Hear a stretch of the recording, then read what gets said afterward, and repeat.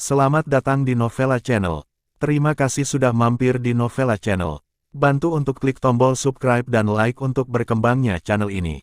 Dan jangan lupa untuk nyalakan loncengnya agar selalu mendapatkan notifikasi terbaru dari Novella Channel. Silakan menikmati cerita novel favorit Anda. Mari kita lanjutkan kembali kisah novel Aiden Enzo Kehidupan Super, episode 215, bersama Novella Channel. Selamat mendengarkan. Masih bersama Novella Channel, mari kita lanjutkan. Adelina Enzo. Ketika Aiden Enzo mendengar apa yang dikatakan Vivian Low, dia tercengang. Aku akan segera kembali. Setelah selesai berbicara, Aiden Enzo bergegas kembali ke villa dan melihat Vivian Low di ruang tamu. Suami, Vivian Low bangkit dan berkata, "Apa yang terjadi?" Aiden Enzo bertanya dengan cemas. Vivian Low menggelengkan kepalanya dan berkata, "Aku juga tidak tahu. Tepat ketika aku pergi dengan Fiona, seorang wanita berusia awal 20-an datang dan memberitahuku bahwa namanya adalah Adelina Enzo dan dia adalah saudara perempuanmu." Aiden Enzo mengerutkan kening saat dia mendengarkan. Ngomong-ngomong, dia memberikan ini kepadaku, mengatakan bahwa jika aku memiliki pertanyaan, aku bisa pergi ke sini. Vivian Low tiba-tiba teringat, mengeluarkan kartu nama di tas dan menyerahkannya kepada Aiden Enzo, berkata, "Katakan padaku, apakah ini benar?" Aiden Enzo memegang kartu nama, berpikir lama, dan berkata, "Saya tidak tahu, saya sudah lama menyelidiki masalah saudara perempuan saya, tetapi saya belum menemukan sesuatu." Melihat Aiden Enzo mengerutkan kening, Vivian Low meraih lengannya dan berkata, "Aiden Enzo, jika kamu ingin pergi, pergi dan lihat dan pastikan." Aiden Enzo menoleh dan menatap Vivian Low. Setelah beberapa lama, dia meletakkan kartu namanya di atas meja kopi dan berkata, "Karena dia pergi mencarimu, itu berarti dia tidak ingin melihatku.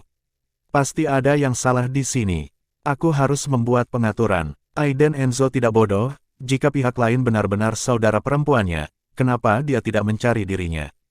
Jika tidak, itu palsu, lalu apa tujuannya? Aiden Enzo tidak berani menilai dengan enteng, bangkit dan berjalan keluar dari ruang tamu, memutar telepon Dejan Lois, dan berkata, "Dejan Lois, lakukan sesuatu. Pergi ke Pulau Tianxin, temukan seorang pelayan bernama Siba, biarkan dia menemukan cara untuk mendekati ayah, tanyakan tentang Adelina Enzo saat itu." "Baik Tuan Muda," jawab Dejan Lois di ujung telepon. Setelah menutup telepon, Aiden Enzo menatap langit dengan ekspresi rumit di matanya. "Adelina Enzo, apakah kamu benar-benar masih hidup?" Selama beberapa hari berikutnya, Vivian Low memulihkan diri di villa, perawat Fiona merawatnya. Adapun Geraldine Sol, yang awalnya tinggal di villa, dia sama sekali tidak memperhatikan tubuh Vivian Low. Dia keluar sepanjang hari dan kembali pada malam hari, dan tidak tahu apa yang dia lakukan. "Bu, kenapa kamu keluar setiap hari akhir-akhir ini?" Vivian Low duduk di ruang tamu bersama Ceril, dan melihat Geraldine Sol membawa tasnya dan bersiap untuk keluar lagi, dia tidak bisa menahan diri untuk bertanya. Geraldine Sol tersenyum malu-malu dan berkata, "Oh, tidak apa-apa, saya hanya akan bermain mahjong dengan beberapa teman."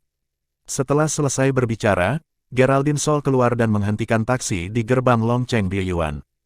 "Tuan, pergi ke Nongjiayuan," kata Geraldine Sol. Segera, Geraldine Sol tiba di sebuah peternakan di pinggiran kota. Dia keluar dari mobil, mengambil tasnya, melihat sekeliling dengan ketidakpuasan, dan bergumam, "Janji di tempat hantu ini." Setelah menunggu beberapa saat, Geraldine Sol menerima telepon, dan segera berkata dengan tidak senang, "Apa yang terjadi? Kamu teman-teman, kenapa kamu membuat janji di sini? Di mana kalian? Jika kamu tidak datang, aku akan pergi." "Kakak ipar, jangan khawatir, berjalanlah 100 meter ke depan, dan halaman ketiga di sebelah kiri." Dari ujung telepon yang lain, suara senyum hippie. Geraldine Sol mengerutkan kening, dan berkata dengan tidak senang, "Baik, tapi saya peringatkan Anda untuk tidak bermain trik, jika tidak berhasil, saya akan menemukan seseorang lagi." Setelah mengatakan itu, dia menutup telepon dan berjalan ke depan. Jalannya tidak mudah untuk dilalui, ini adalah jalan kerikil yang bobrok. Belok kiri, rumah ketiga. Geraldine Sol melihat ke kiri dan ke kanan, dan setelah memastikan bahwa itu benar, dia mengetuk pintu besi berkarat itu. Pintu terbuka dengan cepat, memperlihatkan wajah Bopeng dengan mata segitiga, rambut dipotong, corak, dan bekas luka yang dalam di sudut mata. Hanya kamu. Wajah Bopeng itu memandang sekeliling Geraldine Sol dan bertanya. Geraldine Sol terkejut dengan penampilannya, mundur beberapa langkah, mengernyitkan hidungnya, dan berkata, "Bau apa?" "Bau sekali. Aku satu-satunya." Dia sekarang menyesalinya. Mengapa dia menemukan orang yang tidak dapat diandalkan jika bukan karena jadwal yang padat, dia tidak akan memikirkan hal ini. "Hei, kakak ipar, silakan masuk." Saat dia berkata, Geraldine Sol diundang masuk dengan wajah Bopeng dan senyum main-main. Di halaman, ada 5 atau 6 orang, semuanya kasar dan kotor seperti itu. "Kak, ada orang di sini," kata pria Bopeng kepada pria tinggi kekar di halaman yang sedang mengasah kapaknya.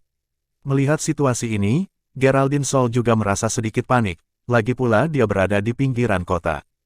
Hanya orang-orang ini, Geraldine Sol dengan berani meliriknya dan bertanya dengan curiga.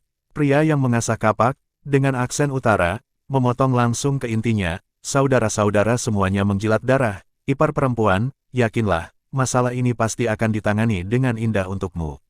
Geraldine Sol bergumam, tetapi tidak mungkin, dia berkata, "Baik, saya akan melakukannya besok, saya akan menipu putri saya, dan Anda akan mengikatnya ketika saatnya tiba, tetapi saya dapat memberitahu Anda bahwa putri saya hamil, jadi bersikaplah lembut dengan tangan dan kakimu. Jangan sakiti siapapun. Aku hanya perlu menggunakannya untuk mengancam menantuku dan mendapatkan sesuatu." Geraldine Sol mengambil keputusan dan menggunakan Vivian Low untuk mengancam Aiden Enzo untuk mendapatkan kunci pas batu giok. Dia menggeledah villa beberapa kali dalam beberapa hari terakhir, dan memastikan bahwa batu giok pasti ada di tubuh Aiden Enzo. Menurut temperamen Aiden Enzo, dia pasti tidak bisa datang ke sini. Itu hanya bisa diakali. Pria terkemuka berdiri, melambaikan kapak di tangannya, dan bertanya, "Kakak ipar, bagaimana jika menantu Anda tidak patuh, dan sesuatu akan terjadi ketika waktunya tiba?" Dia tidak berbicara dengan jelas, tetapi Geraldine Sol saya juga mengerti. Dia berpikir sejenak, dan berkata, "Jangan sakiti putriku. Jika sampah itu berani menolak atau semacamnya, kamu bisa melakukannya sendiri. Jika tidak berhasil, cukup." Saat dia berbicara, Geraldine Sol membuat gerakan menyeka lehernya. Geraldine Sol tidak ingin begitu tidak berperasaan, tetapi dia sudah muak dengan Aiden Enzo, pengecut ini, mengapa dia harus menunggangi kepalanya dan melakukan yang terbaik. Mudah dikatakan, jadi ipar, uang ini.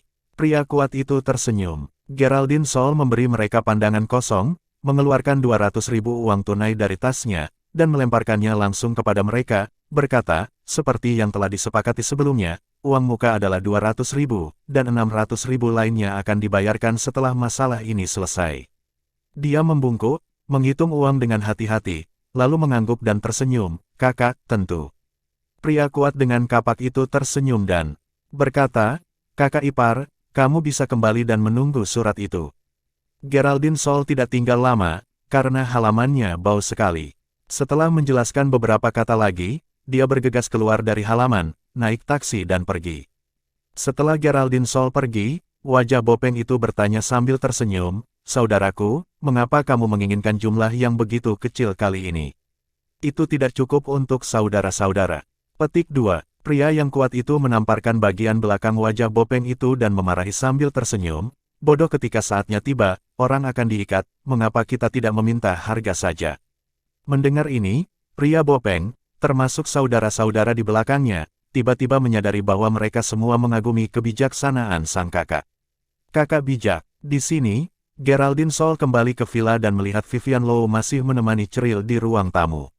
Dia memikirkannya, memasang senyum ramah di wajahnya, dan berkata kepada Vivian Low, "Vivian, ibu punya sesuatu untuk dibeli di mall besok, jadi kamu bisa pergi dengan ibu."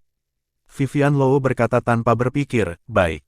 Terima kasih sudah mampir di Novella Channel. Bantu untuk klik tombol subscribe dan like-nya untuk berkembangnya channel ini. Novella Channel akan memberikan lebih banyak lagi cerita novel yang lainnya dalam versi audio.